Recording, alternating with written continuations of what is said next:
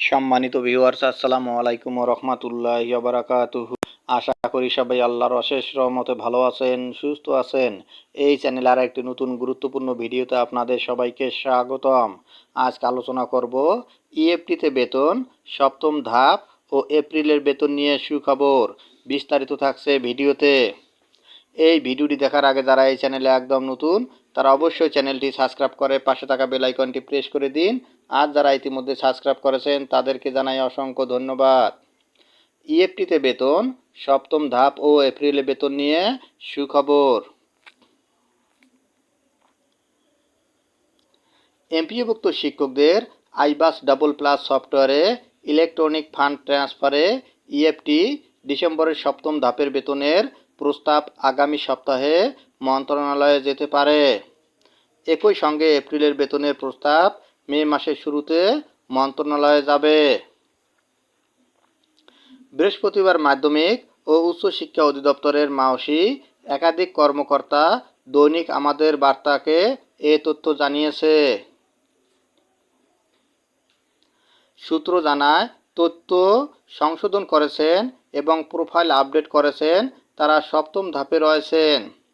এছাড়াও ষষ্ঠ ধাপের কিছু শিক্ষক কর্মচারী বাদ পড়েছিলেন, তারাও সপ্তম ধাপে রয়েছেন। এই দুই ধাপের কাজ শেষে ঈদের বেতন ও উৎসব ভাতা নিয়ে কাজ শুরু করবেন কর্মকর্তারা। এখনই এ ব্যাপারে ঈদের বেতন ও উৎসব ভাতা নিয়ে কিছু বলছেন না তারা। এর আগে ২৭শে মার্চ ষষ্ঠ ধাপের বেতনের প্রস্তাব অনুমোদন দিয়েছে মন্ত্রণালয়।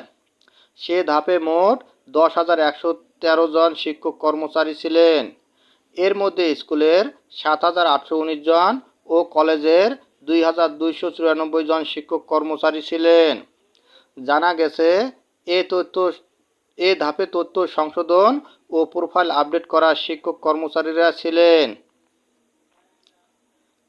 প্রসঙ্গত, সরকারি শিক্ষক কর্মকর্তা কর্মচারীরা ইএফটির মাধ্যমে